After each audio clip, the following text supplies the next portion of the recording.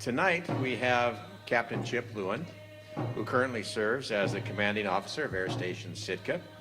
Sitka's AOR presents the most demanding flight environment for Coast Guard air operations, with 12,000 miles of isolated and rugged coastline, and the Coast Guard's responsible, the air station, for all inland search and rescue for Southeast Alaska as well. So without further ado, though, I'd like to welcome newly Captain Lewin. Congratulations on that. And a couple of assistants that he's going to have here from the Coast Guard Academy. So, Captain. Thank you, Hal. Thank you for having me. As Hal said, I'm Chip Lewin, the commanding officer of the air station. I'll give you a little background, just because we have a little bit of time. Yeah, in a minute, yeah. I'll walk around a little bit. I grew up in Pennsylvania, and then after high school, I went to the Coast Guard Academy, like our fine cadets are doing right now. Went off to a cutter in Florida, and then I went to flight school, and I've been hopping around back and forth throughout the coasts for the last 22 years. So I've been in Sitka. I was 3 years as the executive officer, and then I've been the last year as the commanding officer. So been here for 4 years. Absolutely love it. It's going to be very difficult to leave, but we've sure enjoyed it, and all of that is because of the fine community of Sitka, so I want to thank you for that. It's the 150th anniversary of Alaska, and the Coast Guard has jumped onto that bandwagon because it's also the 150th anniversary of the Coast Guard in Alaska. And it's only a couple years prior to that the Coast Guard even came here. And as the air station, we're going to jump on the bandwagon even further because it's also the 40th anniversary of the air station in Sitka. So the air station moved here in October 17th, back in 1977. So the day before Alaska Day, the air station was commissioned. So I'll talk about that a little bit. Expectation-wise, most of the stuff up here I was not involved in. So I am not the subject matter expert. And in putting this together, there's a lot of paths, we could have taken. And I decided to take a high level and try and put a lot of events that were kind of neat in there. Many of these events could be talked about for about a half a day, if not a week. But, and my knowledge is at the well less than half a day level. But I do have all the references, not all of them on the computer, but can get them quickly. And I'm happy to provide later on follow-ons if you want to see some more in-depth stuff. The Coast Guard archives have a lot of it, and some of it's readily available just on the Coast Guard websites. But a lot of neat stories, very well tied with the beginnings of Alaska, and all of us Coast Guard men and women up here are very proud of our time served in Alaska because it's a unique place, and it has a lot of the same ethos as the Coast Guardsmen themselves. So first off, what I framed it as is we're going to talk about the origins of the Coast Guard. We'll talk about the transfer ceremony a little bit and how the Coast Guard was involved. We'll talk about the Lighthouse Service, the Lifesaving Service, the Bering Sea and Arctic patrols, some famous Alaskan cutters, some major events that the Coast Guard was involved in. We'll talk about the Coast Guard in Sitka and the history here specifically. And then finish up with kind of some contemporary, right now and in the future stuff. And then I want to take the opportunity to hand off. We have Cadet Kritzer, because the Christner's name is messing me up. Kritzer and Hosley. Did I pronounce that right? They're first-class cadets from the Academy, and they're going to talk about the Academy, the history of the Academy, and a little bit about why they're here in Sitka. So I'm going to save some time for them. So we should be able to wrap this up by midnight. And now, as you may see, there's a lot of stuff, so I'm going to glide through a lot of it. And but if you have questions, the cadets will be there. Do you have a pen? They have a pen. They'll write down what I can't answer, which will probably be a few things. So without further ado, who here was in the Coast Guard, first of all? Need to know the audience. I know Roger. Okay. So they know more than me already. The Coast Guard was made up of a lot of different organizations, and they came together at different times. So Started with the Revenue Cutter Service, the Lifesaving Service, Steamboat Inspection Service, and Lighthouse Service is basically the gist of it. So the first thing that has to do with the Coast Guard that happened was in 1789, the Transportation Secretary established the Lighthouse Establishment. It's not really considered the beginning of the Lighthouse Service, and it's not considered the beginning of the Coast Guard, which I'll get into in a minute. The next congressional act that came along was the Revenue Marine. This is what we consider the birth of the Coast Guard. And we've been here for 227 years now. But the Revenue Cutter was established, was pushed by Alexander Hamilton. I think a lot of you may or may not know that. And it was Congress commissioned a ship of cutters to basically collect tariffs on the great Atlantic Ocean, so the U.S. could start to be solvent instead of in debt. And by default, it was the first consistent naval service, so they had a lot of other duties as well, including very diverse things their captains were allowed to do, which directly will come into play on Alaska in a minute. Next milestone was the Steamboat Act. And that was the predecessor that was the piece of legislation that began the Steamboat Inspection Service. So that was in 1852. Also in 1852, the Lighthouse Board was established, which went from the Lighthouse Establishment to the Board. The Lighthouse Board was made up of naval officers and Army Corps of Engineer officers to actually put some science and engineering into lighthouses. After that, the Steamboat Inspection Service came to be in 1871, and then the Lifesaving Service was established in 1878 as an official organization versus a group of local organizations running the lighthouses. Next, 1884, Bureau of Navigation. 1894, the Revenue Marine was renamed the Revenue Cutter Service, which is what I think most are more familiar. 1903, Congress transferred the Steamboat Inspection Service. That's not very exciting. 1910, Lighthouse Service was officially established as a service. And then the big day in 1915 when the Lifesaving Service and the Revenue Cutter Service came together to be the U.S. Coast Guard. That wasn't the end, though. 20 years later, in 1932, the Coast Guard absorbed the Steamboat Inspection Service, 1932, the Steamboat Inspection Service and the Bureau of Navigation merged.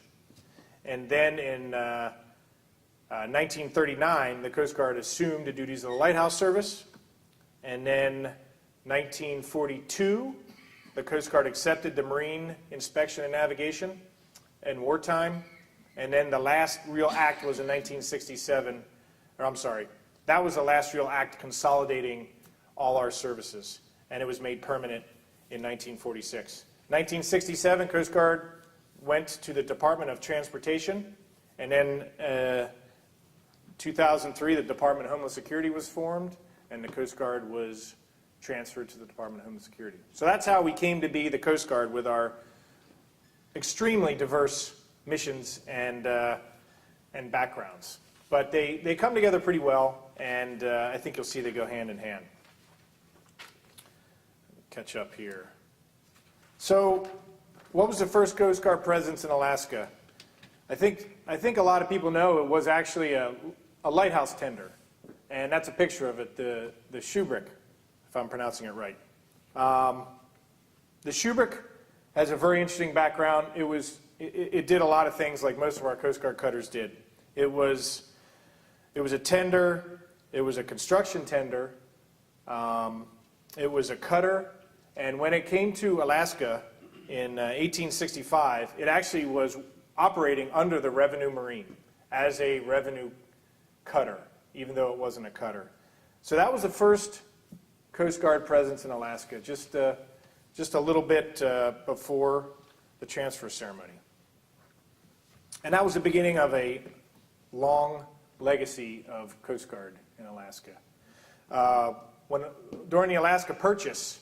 So on April 9th, the treaty was ratified back in 1867, and immediately the revenue cutter Lincoln was commissioned to sail up to Alaska and bring a Coast Guard agent and bring the delegation to conduct the acceptance. The officer that came up was Lieutenant George Moore, and he was the first U.S. agent in Alaska. They actually arrived here on August 12th, 2 months ahead of Coast Guard, of Alaska Day, 8 days behind Coast Guard Day.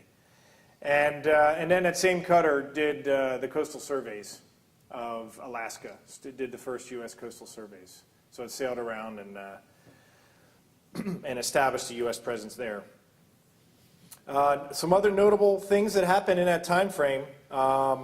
Immediately after, in 1968, Congress directed the Secretary of the Treasury to enforce fur seal poaching in Alaska. And that is a trend that continued. And they utilized the Revenue Cutter Service, which was really the only option on the West Coast to do that. So the revenue cutters were enforcing the fur trade within less than a year of the purchase of Alaska. They had a very difficult time doing it, as you can imagine, as you probably know. In 1894, Paris Award, which is global fur seal poaching laws, came into effect. Revenue Cutter Service was asked to try and enforce that as well. 1902, the Alaskan Game Law, which was the first game law in Alaska, was passed, and the Revenue Cutter Service had to try and enforce that as well, to some difficulty. And that continued on the whole way up into the 1900s as game laws and fishing laws in Alaska were passed. The revenue cutters were the only enforcement up here to do it. So on the other hand, the Lighthouse Service was here from the beginning of Alaska too. And I have a few pictures of lights here. If you see Five Finger, Sentinel, Scotch Cap, and Cape Spencer are all up there. And I'll talk a little bit about each one of them. But as far as official lighthouses in Alaska, Five Finger and Sentinel Island were the first lighthouses commissioned by the U.S. government. And they were inland lighthouses, as you know. They were mainly for the inland passageway. And that was in 1902. Both of those were established. And then in 1903, Scotch Cap Lighthouse was the first coastal lighthouse lit. And a lot of history with that lighthouse as well, including it getting destroyed by the tsunami back in 1946. And that was the end of that lighthouse. And then more locally, you can see down in the bottom right, Cape Spencer has a very interesting history as well. And it was commissioned in 1926, and it was the first radio beacon in Alaska. So there was an interesting article. I'm going to read it real quick just because I found it interesting, and it's amazingly appropriate today. But this is one of the press releases the Coast Guard put out on the light.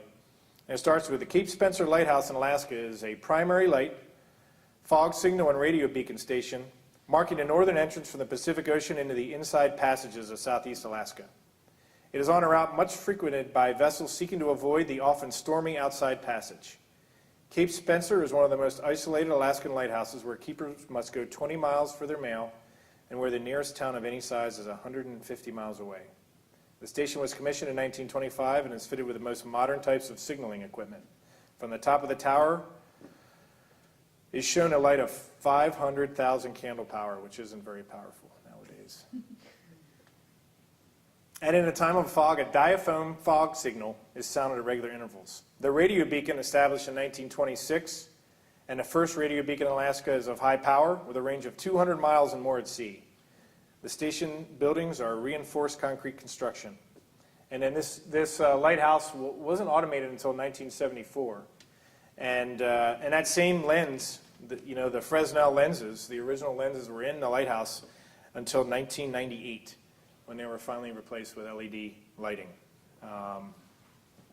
And the light is still active. We go there a couple times a year to have our ANT team service it. Next little snippet of Coast Guard Alaska history is the Lifesaving Service. And there wasn't much of it up in Alaska. The Lifesaving Service started with a lot of local organizations on the East Coast, mainly in New England, where there's a lot of traffic. And they were originally volunteer firehouse type services, and then eventually they gradually became more and more organized and under the federal government instead of states and local agencies. But in 1905, with a lot of the traffic up in the Nome area, the Life-Saving Service officially established the life-saving station in Nome.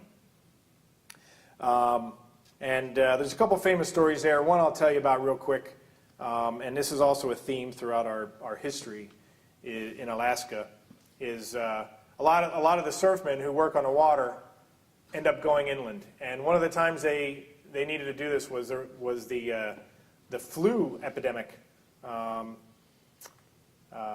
up in central Alaska. So our life-saving service surfmen, a couple of them, including Surfman Ashman, set up a whole camp and took care of 3 different villages and established hospitals and buried the victims and took over the whole town as surfmen, not doctors, and basically got them through the epidemic.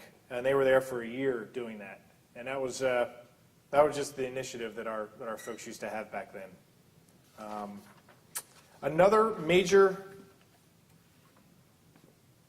presence of the Coast Guard, probably the main presence, is the Arctic Sea and Bering Sea patrols. And there are weeks worth of stories about how the Coast Guard or the revenue cutters sailed about enforcing everything.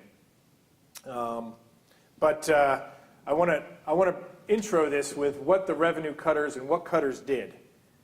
And I got a little passage that describes it with some terms adopted when it was originally commissioned. And the Revenue Marine, this is back to the initiation. The Revenue Marine was a system of cutters. And it was referred to as the Revenue Marine Revenue Cutter Service and eventually U.S. Coast Guard throughout the 18 and 1900s. And they called them a system of cutters initially because that was a British name for a certain type of vessel. But now the Coast Guard calls every ship that's over 65 feet a cutter. And these cutters are multi-mission and have the largest amount of authority of any warship in the world because of the way our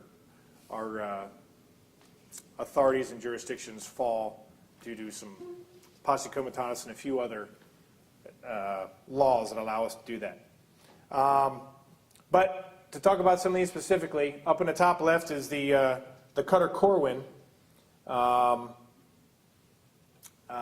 then below that, the top right, we have a crew off the cutter Corwin who, as you can see, all these officers and crewmen had to also be infantry qualified.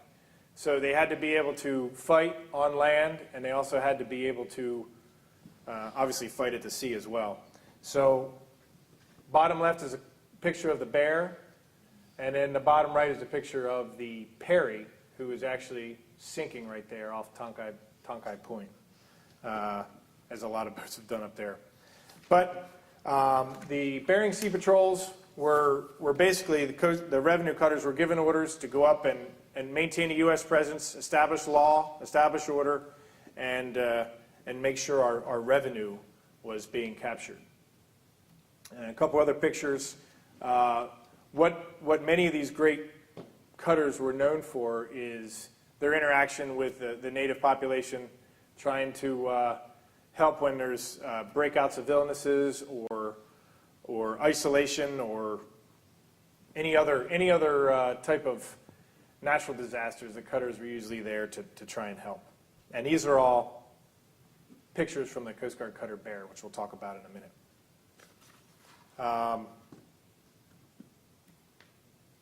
So 2 of these cutters I'll brief quickly. Left is the Bear and the right is the Staris. They're the 2 longest standing Alaskan cutters in Coast Guard history. The Bear was probably the most famous cutter in the Coast Guard. There's a Coast Guard cutter Bear right now. It's a 270 medium endurance cutter out of Portsmouth, Virginia. It was commissioned in 1885 by the Revenue Cutter Service, but it was actually built 10 years earlier and used as a sealer off the East Coast. She was transferred to the Treasury Department in 1885, and that's when she was commissioned.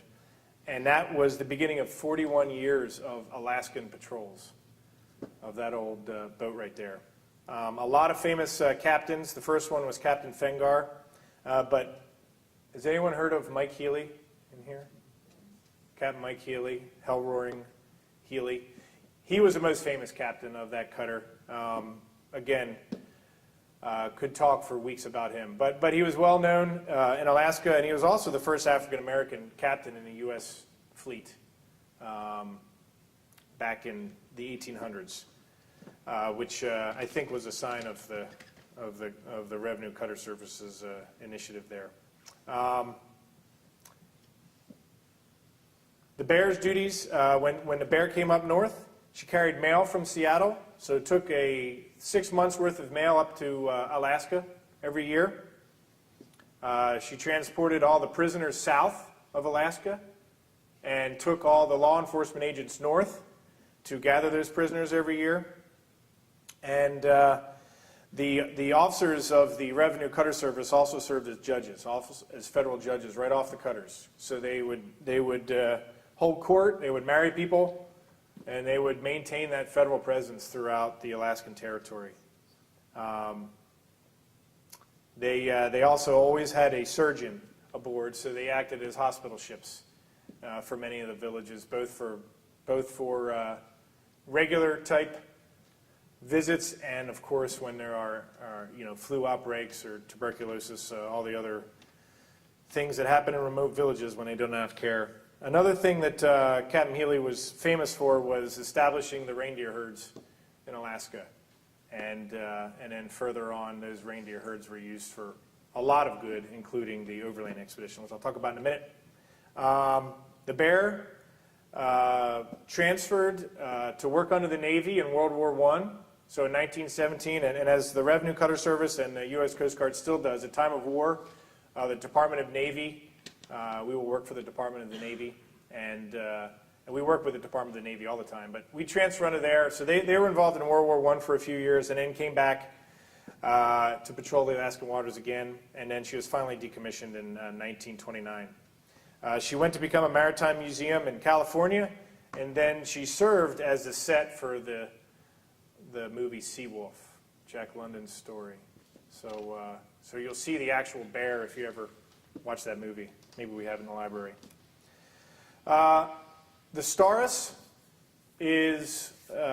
took over as the longest presence in Alaska back in 1992. It went over the Bear's record of 41 years and ended up at 57 years of service in Alaska. So the Staris is another very interesting cutter. Much like our other cutters, served multiple purposes throughout her career. It's a 230-foot cutter commissioned for buoy tending, ice breaking, perfect stuff for Alaska.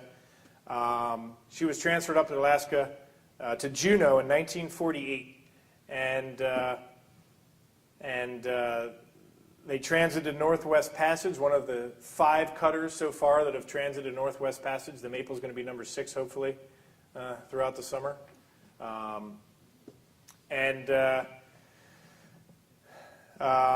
She became the oldest cutter in the fleet, and what the Coast Guard does is when the cutter with the longest service becomes the queen of the fleet, and her numbers become gold. So if you see on that rough-looking hole up there after a patrol, the number 38 there is in gold. There's only one cutter ever in the Coast Guard that's colored that way.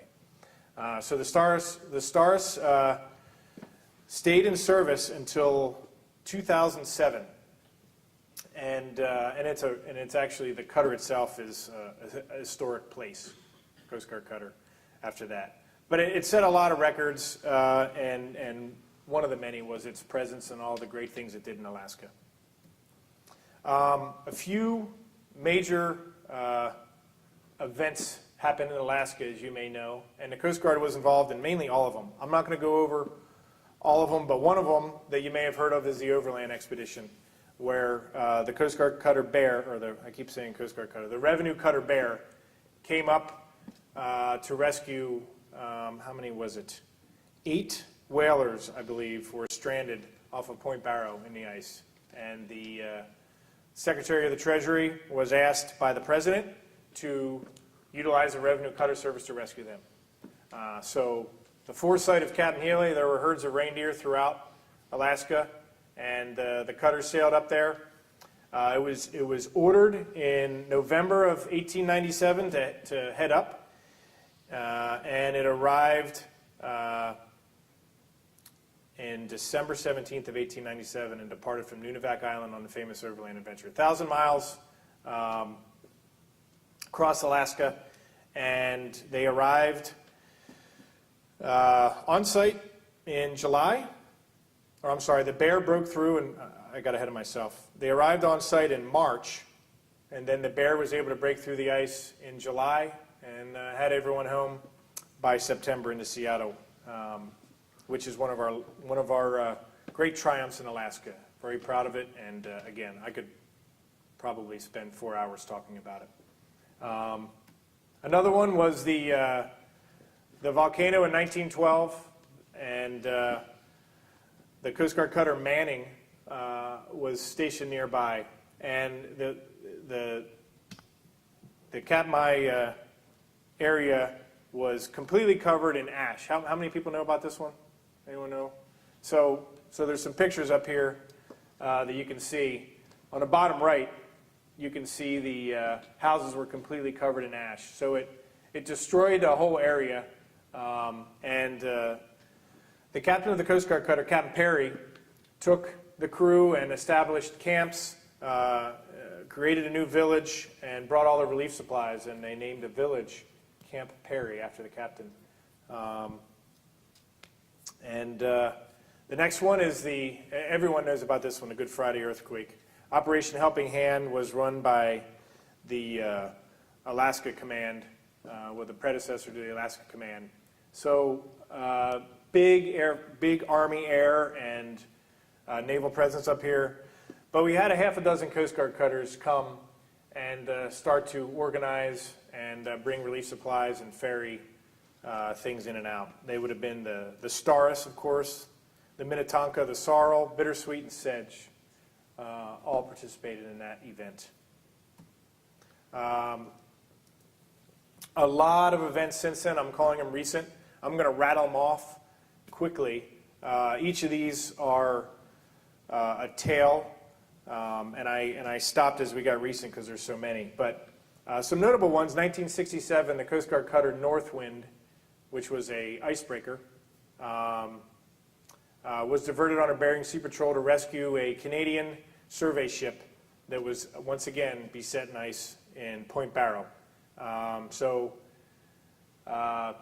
there's infinite stories. There's even stories from a few years ago trying to get fuel up to Point Barrow, you may remember. But this is a common theme. In 1969, the Coast Guard C-130 out of Kodiak became the first Coast Guard aircraft to fly over the geographic North Pole. In 1979, the crew of the Loran Station in St. Paul rescued the Japanese fishing vessel Ryuyu Maru No. 2, aground near Tolstoy Point again, where other Coast Guard cutters have run aground. And they used has anyone heard of a breach buoy?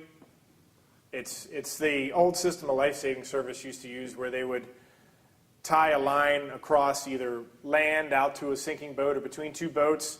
And the life-saving rings you see that are a circle, and they have the 4 little lines around them, they would hang those from a line, and people would hang in them. And they'd run the line like a pulley up and down. So even back in 1979, the Coast Guard used a makeshift breach buoy to rescue people off this boat. 1980, one of Sitka's most famous search and rescue cases was the Prinsendam, the Dutch cruise ship, about 150 miles offshore, where Air Station Sitka and Kodiak Coast Guard cutters, Canadian vessels, and merchant marine vessels all successfully pulled off. Let me remember how many people it is. I don't know if I wrote it in here. It's 500 or so. I didn't write it in here. 500 passengers uninjured off the vessel, 150 miles off the shores of Alaska. 1989, the Exxon Valdez. I think everyone remembers that. That was another incident that we came to the call for, an unfortunate one, but that used our marine safety office quite a bit to manage the cleanup and the management of that horrible incident. 91, the Alaskan Monarch became trapped near St. Paul, and the Staris and the Kodiak H-3 rescued them. 1992, the Staris once again became the first foreign military ship to make a port call in Russia since the war, since the Crimean War, and they conducted joint ops with the Russian icebreaker Volga, which is an interesting timeliness of how that's going on right now, if you're aware of the U.S.-Russian icebreaking issues. And then a more recent one, 2015, the Coast Guard cutter Healy, which is our medium icebreaker, our one medium icebreaker, became the first U.S. surface vessel to go to the North Pole unaccompanied. Talk a little bit about the Coast Guard in Sitka and a little bit of the background specifically. So the Coast Guard in Sitka is made up of 5 units. It's the air station, and we have about 130 people. The cutter Maple until today, which has about 40. The aids and navigation team, which has about 14. The Marine Safety Detachment, which has about 5. And the Electronics Service Detachment, which has 2. And these units have been pretty stable here, but I'll talk about the predecessors to them. And the first one was the Coast Guard cutter Clover. And that was the beginning of the Coast Guard buoy tender presence in Sitka. The Clover was commissioned in 1942 and started out, its first Alaska duties started out in Kodiak. And went to Dutch Harbor, went back to Kodiak, went to Adak, to Ketchikan, and then it settled in Sitka in 1965 and was here for 14 years until 1979. It was redesignated numerous times. In 1979, you may see on the right that it is no longer black, it is white. It was redesignated as a medium endurance cutter and served down in Eureka, California. No longer servicing aids, but just serving cutter duties until 1990. The Woodrush followed. The Woodrush was built, it was commissioned in 1944 and served a lot of different duties in the Great Lakes. And then it went to a yard period in 78 to 80, and then in 1980 it showed up in Sitka to relieve the Clover. The Woodrush was here until 2001, and it is now the Ghana Naval Ship and Zone. So the country of Ghana. We sold a lot of our 180-foot buoy tenders to small countries, and they used as their flagships for their navies. So we probably have a half a dozen of them that are still flagships of small navies. And the Woodrush is one of them. Now the Maple, which is one of our 225-foot buoy tenders, they were built in 2001. And it's hard to believe they're 16 years old already. The Maple was up here to relieve the Woodrush, and now it is going to be relieved by the Kukui, which is another 225-foot buoy tender. And they will hopefully show up sometime this fall. So we will have a crew of the Maple going back and forth to both decommission the Maple to go into the yards and then commission the Kukui and bring it around. For the air station, our predecessor was Air Station Annette Island. And a lot of history in Annette. Basically, Annette was established in the build-up to World War II to build a runway to establish some defenses on the western seaboard here to defend both U.S. and Canada.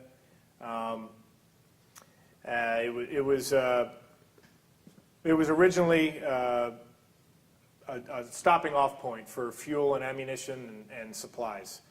And then it became the initial location for the Coast Guard to establish its air assets. So it became Air Detachment Annette Island and handed over to the Coast Guard in 1944. And it started with one Grumman JRF, which is on the top right. And then 2 years later, it got a second one. And then the JRF is the Goose, for those who are familiar with some of the nicknames. For about 2 years, from 47 to 48, we had the PBY-5, the Catalina, which is in the center there. But they were mainly stationed down in California, and they were only up here for a year. And then the the Albatross, the HU-16, which is on the bottom left, relieved the JRFs. Is a very similar plane as a Grumman Albatross. Between 1961 to 65, the Coast Guard built housing in that island, and now our XO, who's sitting in the middle, gets to maintain that same housing. That housing was shipped up, was picked up and put on barges by, I think Roger loaded them, right? Roger? I know you didn't load them, but you may have seen them arrive. Those housings were built and brought up here, and the Coast Guard transitioned to helicopters in Alaska back in 1964, where we had the H-52, the Sea Guards there in the middle. And then in 1972, we brought the H-3 Pelicans on the right. And then in 1977, Annette Island closed. While Hal was cutting his teeth, right, and teaching. No, you're a little. Coast Guard base in Annette Island, 1980. Yeah. I don't think he would have been allowed there when the Coast Guard was there. But and that is the modern Air Station Sitka, started in 1977. And a few of the pictures that we've been involved in over the years. Sitka crews are, and I'm not probably the right person to say it because I'll brag about our crews, but we have a lot of legendary rescues, and we have the best air crew and people in the Coast Guard. So we've been here since '77, our 40th anniversary, as we talked about. We work for the Coast Guard 17th District, which is Alaska. It's the only district that is, actually, two districts are one state, Alaska and California. But the district has almost 4 million square miles of territory and 48,000 miles of shoreline. And in the southeast, Sector Juneau, what used to be called groups are now sectors. Sector Juneau manages the rescue coordination in southeast. Sector Anchorage manages the rescue coordination in the rest of Alaska.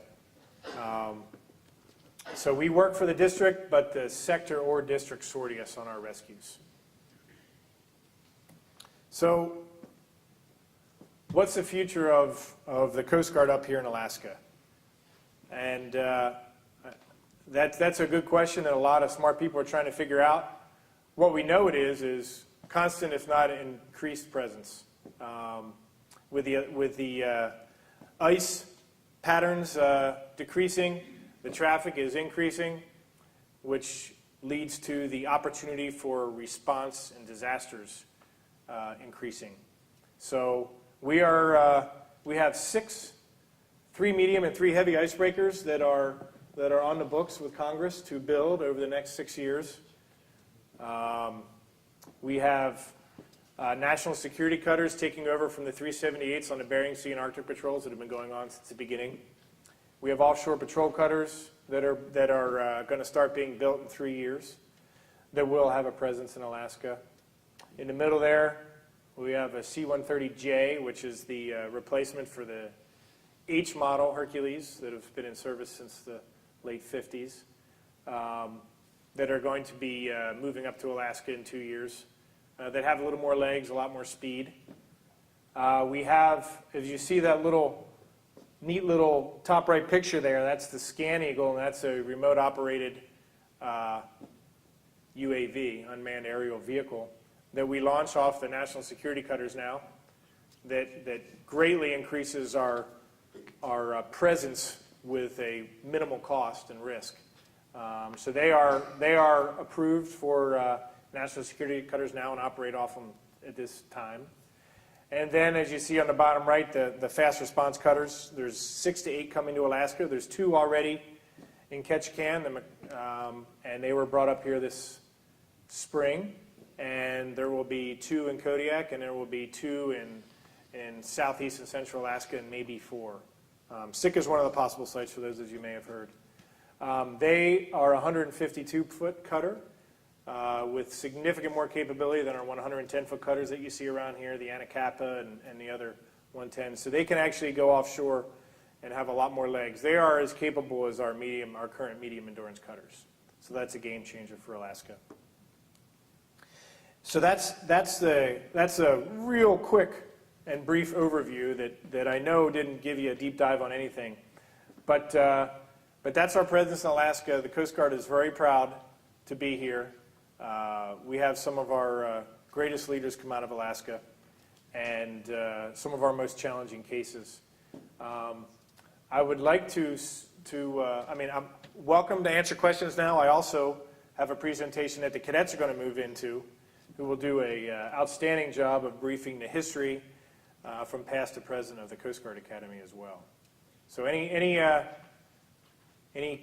Coast Guard Alaska history questions, I can have them write down before we move on to them. Yes, sir. I'm interested in the unmanned aerial vehicle. If you had life-saving to do, would you send it out? How far can it go? Yeah, so the ScanEagle, and I don't have the stats here, but it's limited by actually airspace rules. So it can only go as far as currently, with the unmanned vehicle rules the FAA has, it can only go as far as the ship's radar can clear traffic. So when you're flying across and you're from Alaska to Russia in your Cessna, so the ScanEagle doesn't fly into you.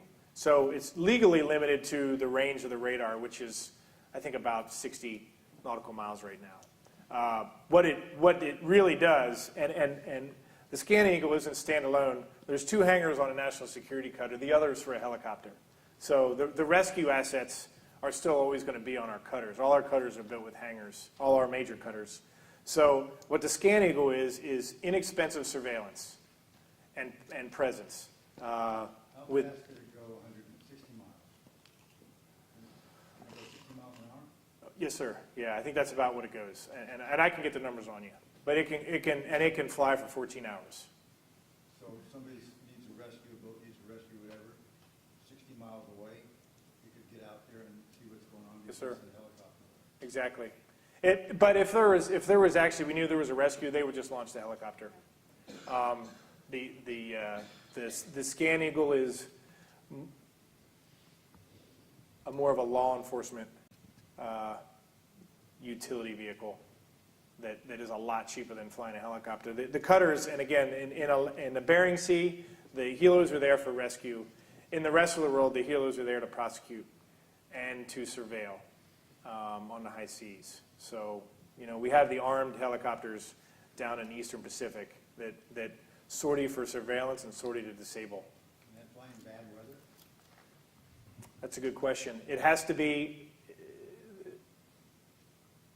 That's a good question. I do not know the answer to that. I know it can. It's more of legal issues on it. It can fly low vis in no visibility perfectly fine. The issue is what it's allowed to do. And I do not actually know the wind and turbulence and icing. I'm sure it cannot go in icing. But its utility in Alaska is probably not quite as high as its utility down south. But, for situ awareness, maritime domain awareness, it's a kind of a cheap force multiplier. And, yes, ma'am? How many Jayhawks do we have? 42. Not here at Sitka. In Sitka, we have 3. Yeah, Sitka has 3, Kodiak has 6. And we have 3. We maintain the standard search and rescue presence in it, where it basically takes 3 helicopters to be able to maintain a 365, 24 hours a day watch. And we do not really deploy much out of Sitka. Kodiak maintains the same watch at Kodiak, and then it also has seasonal deployments to various places, Kotzebue most recently the past few years. So they have more helicopters because of the deployments, but they still main. So yes, Sitka is one of the last 3 helo units that doesn't have a special mission. We do not have any airborne use of force or rotary wing air intercept or any of the other special missions. Most of the other Coast Guard units do. And both out of necessity and our training just to fly up here is a lot higher than adding a special mission in Sitka would take a little more thought than adding it in another unit. So, Chip, you and I were discussing, you can't go into any details, and you didn't give it to me either, but recently you had a very busy couple of weeks. Could you kind of give folks just kind of an idea how busy it can be here? Yeah. Or, how many missions are launched? It's just kind of... yeah, thank you, Hal. That's a good question. So air station-wise, Sitka has between 80 and 150 cases a year.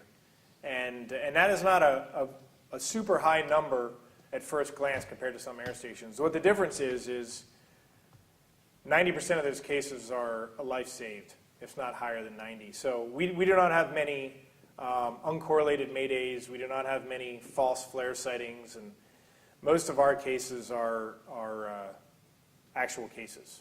60% of those, 50 to 60% of those cases in a year are inland medevacs going from either villages or remote areas where a floatplane or there's not a runway or the weather's bad. So Sitka gets very busy very quick.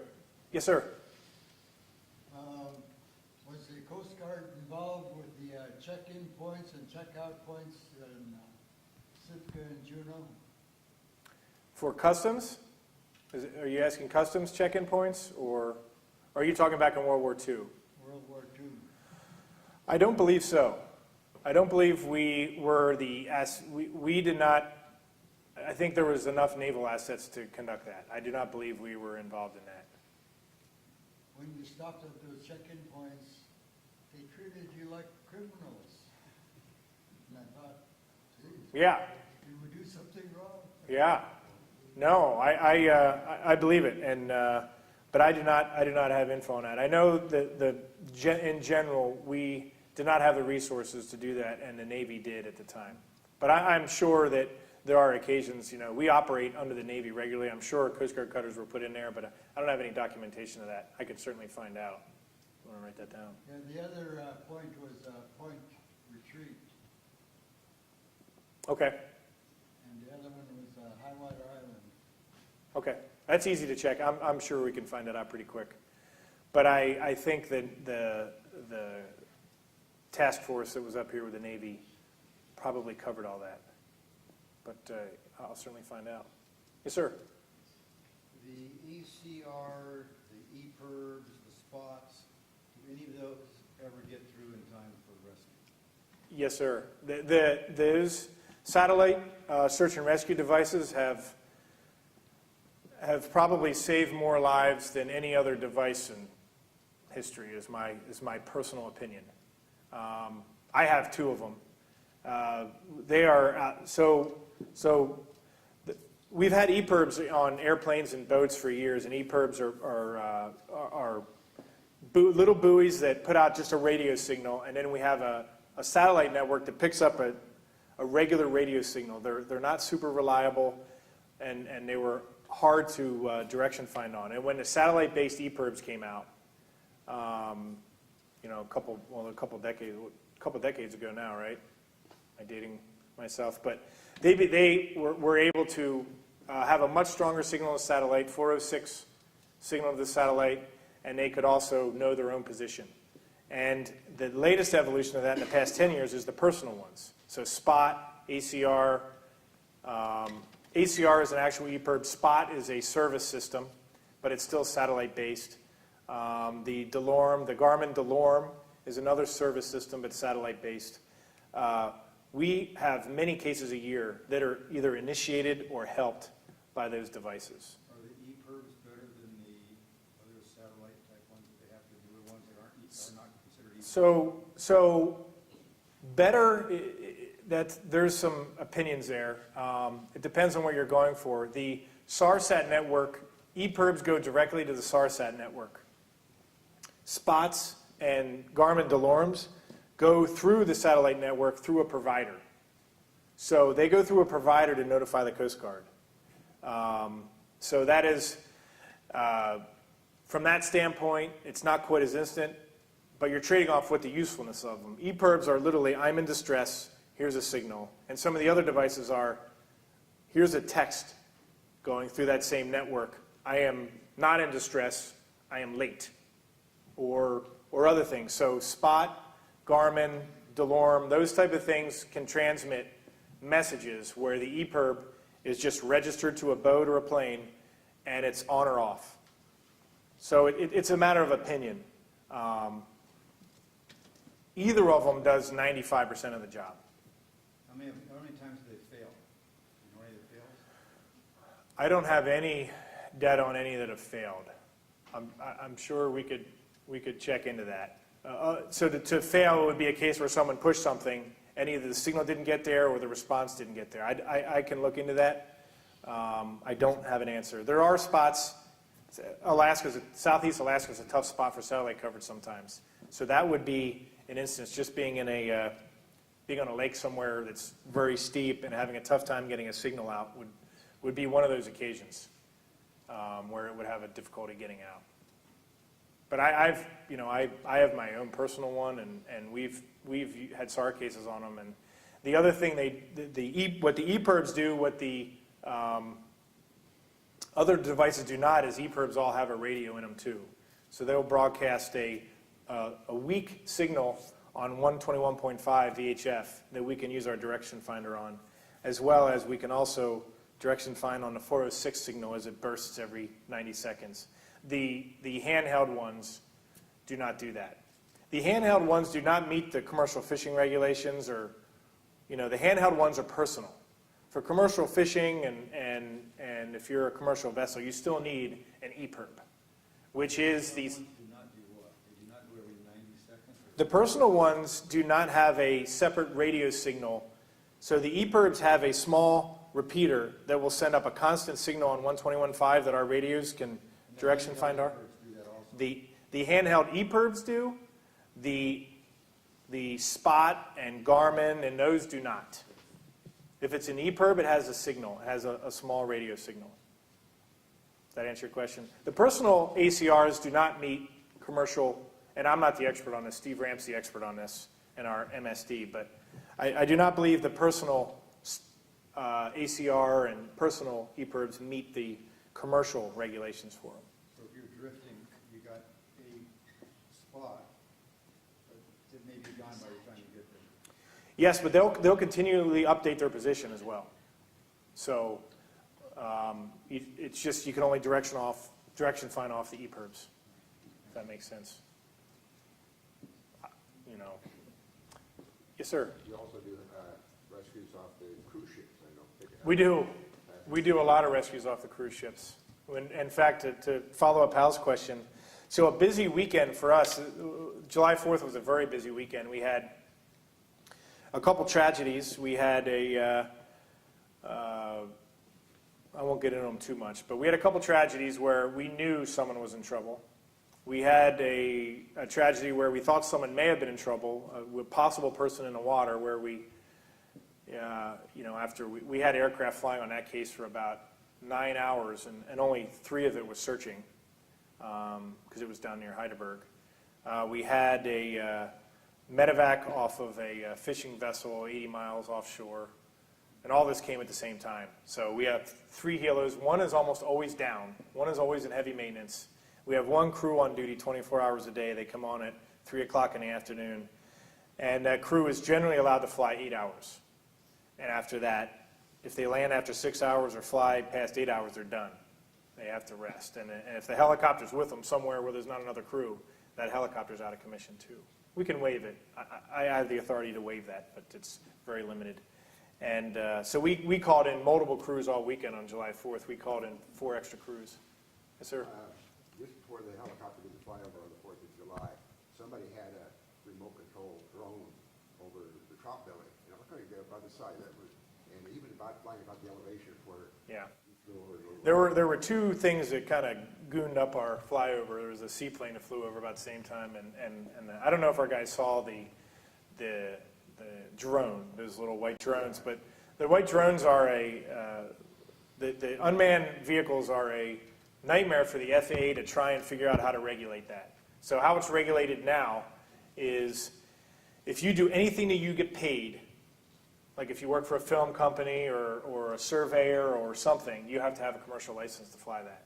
And what that commercial license basically tells you is don't fly near an airport without telling them, and don't fly above 500 feet without telling anyone. Everything else is free game right now. And as you know, in Alaska, a lot of our planes fly around below 500 feet. And that weight of a drone will cause a lot of damage to an aircraft, if not fatal. So that's a major issue for us. And if you are commercially licensed and you want to fly it within the 5-mile airport airspace, you have to call and have that announced.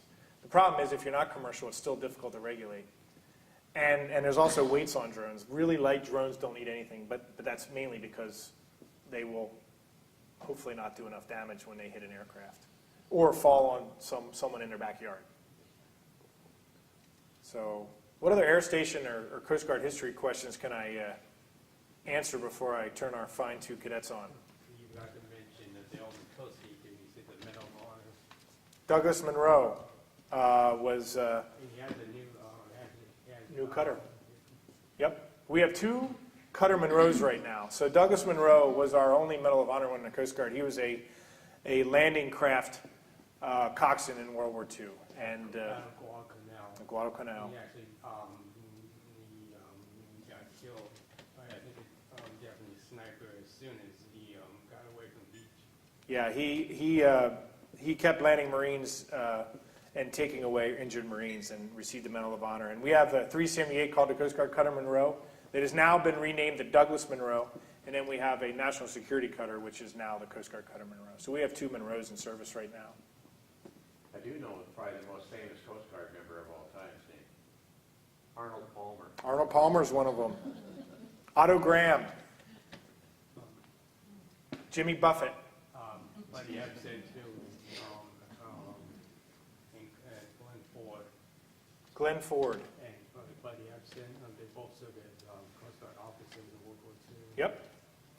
Yep. Well, good. Well, I will, without further ado, I want to turn over a little lesson on the Coast Guard Academy, if you're interested, and then we will be around for some questions afterwards, if you like, or to just chat. So, all right.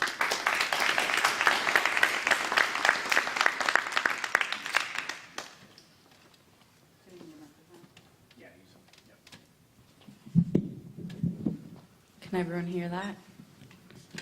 Okay, so that was actually the perfect transition because we're coming to you from the Douglas Munro in Kodiak. So that's where we were before this, and now we're stationed for the second half of our summer here in Sitka. So we're going to talk a little bit about the Academy's history and then what we're doing here in Sitka.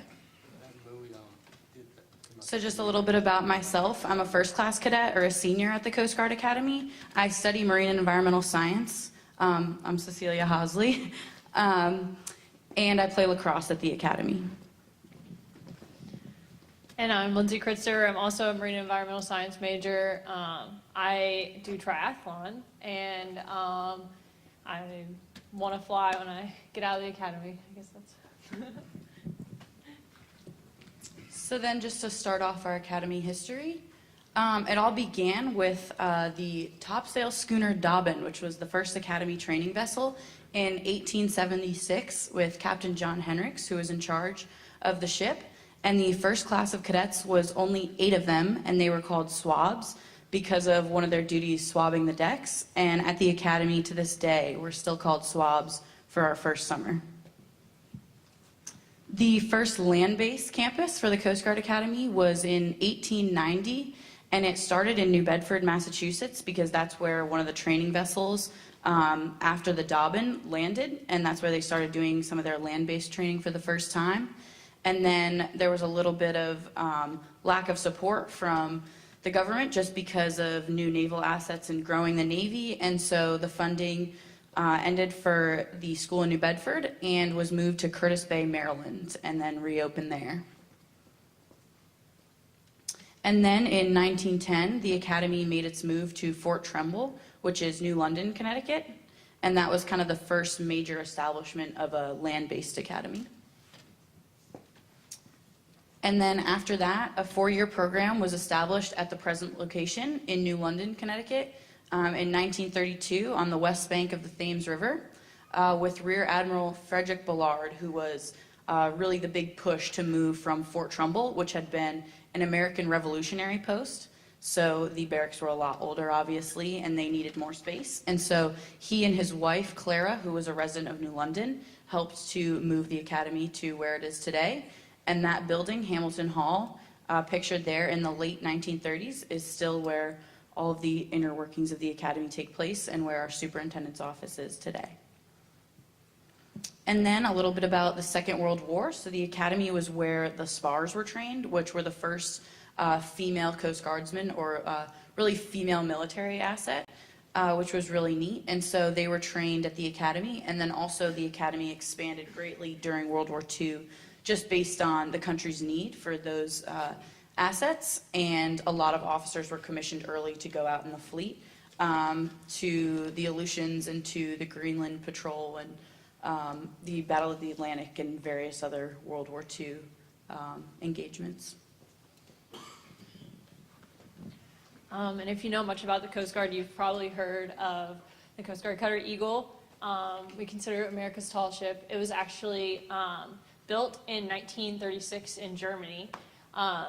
And a little bit of history, it's said that Hitler was on board and sailed for roughly 2 hours, so he sailed for a really long time. But we actually took it from Germany as a war, as reparations from World War II in 1946. They actually got a volunteer crew of the German sailors that were on it originally to sail it back to the U.S. So I thought that was really interesting. And ever since then, it has had cadets on it every year. Basically, any officer in the Coast Guard has been on the Cutter Eagle. They go on it for anywhere from 1 week to 15 weeks. So it just depends. Most of the academy cadets are on there a lot longer. We go on there at least 2 summers, up to 4 summers of our academy career. So a little bit about females in the academy. The first class of females was brought in 1976, graduated in 1980. They started out with 38 females and graduated 14. The first female flag officer actually graduated in 1982, and she ended up becoming the superintendent of the academy in 2011. She just moved on to headquarters last year. That was Admiral Stowe's, so she's now a Vice Admiral. And present day academy, it has changed a lot over the years. They've expanded a lot. They're still expanding today. But we have cadets from all 50 states and 13 foreign nations. We have the highest percentage of females. We're actually a little bit higher than that. We're about 38% now.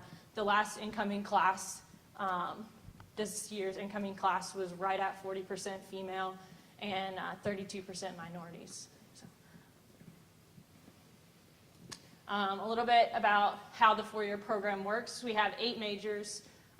We're not as broad as a lot of the other academies because we are so much smaller. We only have about 920 students, but they're pushing really hard to get to 1,000, which is where it used to be before a lot of the government cutbacks. We have majors that range anywhere from government and management all the way to electrical engineering and the funnest, which is marine and environmental science, which is what we do. And it really is all the academies, but especially the Coast Guard Academy, which we consider the hardest academy, really focuses on kind of creating well-rounded people who can not only handle the academic overload, but also the military and the athletics. Every cadet has to do a sport. we all will have to serve 5 years after we graduate. A little bit about our major specifically, kind of leading into why we're here in Sitka. It's awesome. We love it. We go on field trips. We get to just really experience like marine and environmental science and what we can do with that, not only in the Coast Guard but outside of the Coast Guard. There's 3 tracks, which would be physical oceanography, chemistry, and biology, and as a cadet you choose 2 of those tracks to focus on. We're both biology and physical oceanography. We take classes in waves, marine bio, we take what else? Yeah, just really fun classes, honestly. We have a blast. We've gone to the aquarium, we go to the beach like every semester, but it's a great time, and I don't know, I love it. She's going to talk about research that we do. So it's really neat at the Academy because there's a lot of ways that you can kind of expand your horizons to study what you're interested in. And this is just a little bit about that. A directed study is where you can kind of focus on something that you want to study and still get credit for it. So this is just a little. And first class summer, which I think has been by far the best, but it's when you get to choose more of where you go. So we chose to come to this internship here in Sitka. And because of that, we also got to go to Kodiak on the Munro. But it's amazing. You get to experience what it's like to be a junior officer. But also for the internship side, we're also seeing what possibilities there are outside of the Coast Guard and how the Coast Guard works with other organizations. Other than that, the biggest thing with first class year would be graduating and becoming an officer. So that is pretty close in the future, so it's really scary. So then a little bit about why we're here. The Coast Guard Academy has had a partnership with the Sitka Sound Science Center this is the 3rd year now, and it's just an incredible opportunity for us to come here and study something within our major, that marine environmental science aspect, while hopefully doing some type of research or project to help out the science center or the community. And that sort of thing. So last year they did a study on the kelp forests and kind of a big coastal resiliency project, and then we'll talk a little bit about what we're doing this year. So what we're doing here, I'll be very brief on it, but we're working with the Sitka Tribe Ocean Research Lab and doing subsistence clamming. We went out to Starry Gavin and did a clam survey there, looking at butter clams, cockles, and little necks, trying to determine what the biomass is, but also trying to create algorithms that they can use in the future to calculate biomass, and as well as see how it's changing, how the beach is changing, and how the abundance of the clams is changing over time for those subsistence clammers. If you're interested in learning more about our research, next Wednesday at 6 o'clock at the public library, we will be doing a long talk about our research, as well as going more in depth on the academy as well. So, any questions? Yes. You both said you want to fly, so you graduate, then you go to flight school, and how long is that? So yes, if I get accepted to flight school, which is really hard, but fingers crossed, I will go to Pensacola and spend 2 years there, and then instead of the 5 years commitment, I'll actually owe 13 years. So. And that's for helicopters or wing things, or anything. Once you go there, they kind of choose for you. So. Mm-hmm. Any other questions? Yes, sir. What are we looking at? I can't make it out. This is graduation. This is them throwing their covers. So that was their cadet cover, and then they just throw it. And it's actually a tradition. You put a silver coin in the cover, and then after graduation's over, everyone leaves, and like all the little kids in the stands run down and pick up the covers and like find the silver coins. So.